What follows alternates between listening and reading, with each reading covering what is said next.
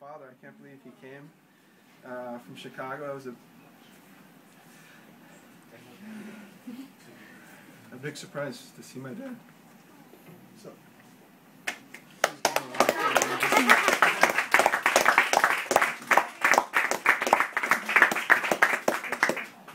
This reminds me of when I was in Japan. It had been several years since I was playing music, and the first concert where I came back to playing music, my mom came as a surprise. So I have these two great memories in my life.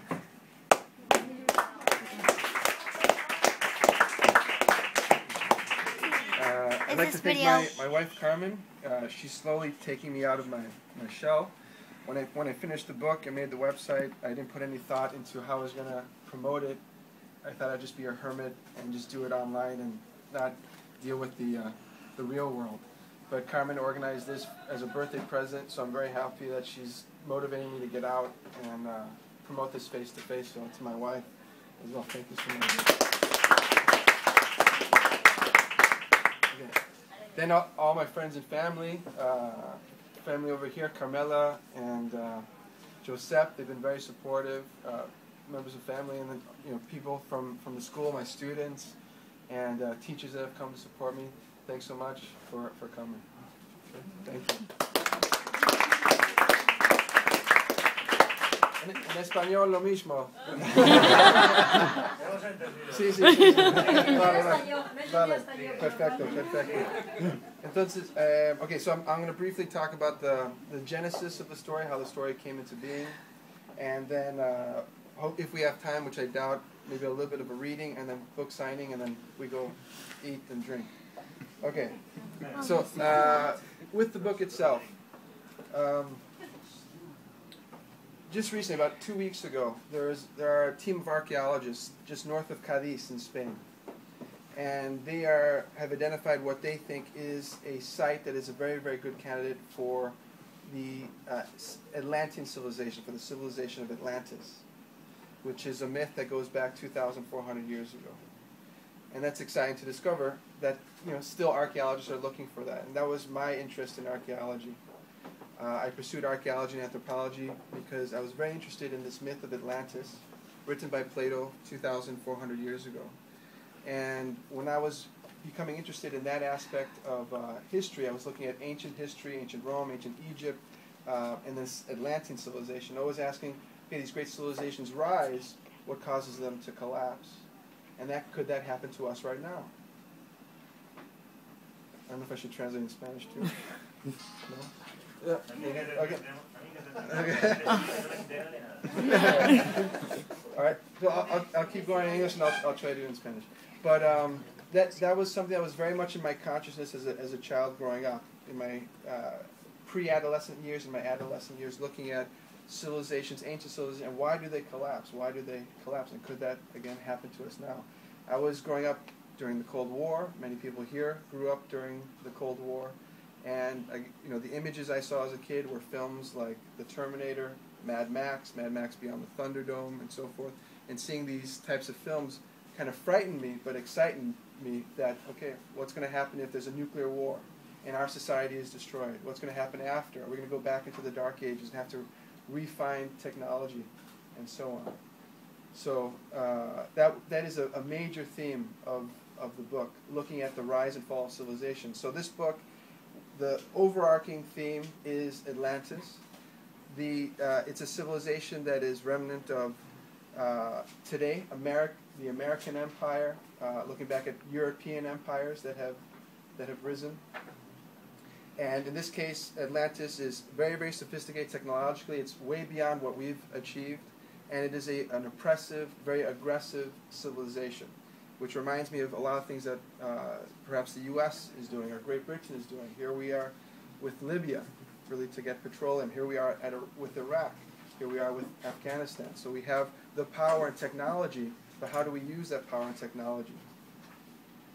The other side of it is Atlantis, and then we have the spiritual side, the Lemurian civilization, which is advanced spiritually but not technologically. So you have these two civilizations that are counterparts for each other, but one has the power to destroy the other.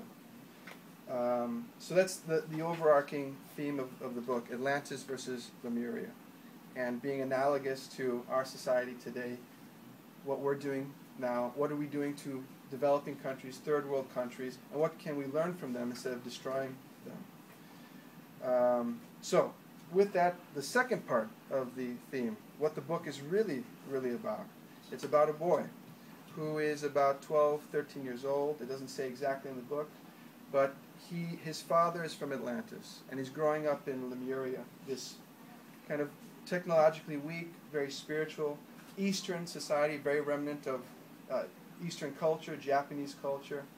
And he's growing up in a fishing village. It's fairly primitive, but his father is from Atlantis, and his mother is Lemurian, and everyone in the village is Lemurian. So this boy is very much an outsider. His father has left him. He doesn't know his father. There's no memory of him, and he's getting to the age where he wants to discover what it means to be a man. How do you go from being a boy to becoming a young man? There's a priest in the village that takes him on. There's a big bully that keeps beating him up and harassing him. And the book is really the priest showing him a path to become a man, and from that path balancing the masculine aspect of himself and the feminine aspect of himself. And so he's not on a path to become a man, he's on a path to become a human being. So that, on a macro scale, is the path of what can we do to balance our technology with a spiritual element that can help us to keep using our technology to be so oppressive to other cultures. Right, so you can read into it as much as you want. That aspect of the child is aspects of my story as a kid growing up. When I was a child, my father, who's here, which is fantastic, it was difficult growing up because my father was very focused on his business and spending time with his business, when at times I felt like as a boy I needed him to show me the way. But he provided for us. He fought hard and built his own empire, which I admire and continue to admire so much about him. So it had a big influence on me. So that boy in this book, not having his father but seeking a path, is the same story. I found that through music, through my drum teacher, who showed me a spiritual side to life and took me on the path of to become a good human being. You have to have integrity. You have to keep your word. What you say is what you do. Be honest. In some cases, be direct, and so forth. And those are still qualities that I'm still striving to achieve. But that's it. I mean, it's a book that I'm hoping that adolescents would enjoy, adults would enjoy, and that's essentially what the story is about. Let's see if I have any other notes. I mean, that's pretty much it, more or less. So I'll open up to any questions, any specific questions. If we have time, I'll read, and then that's it. I'll sign, and we can go. Joseph. ¿En español? Any questions? I know my students want to say questions. All right. I have a question. Yes, when did you do most of your writing while you were working? Okay. Good question. Most of my writing I prefer to do at night. I work better at night.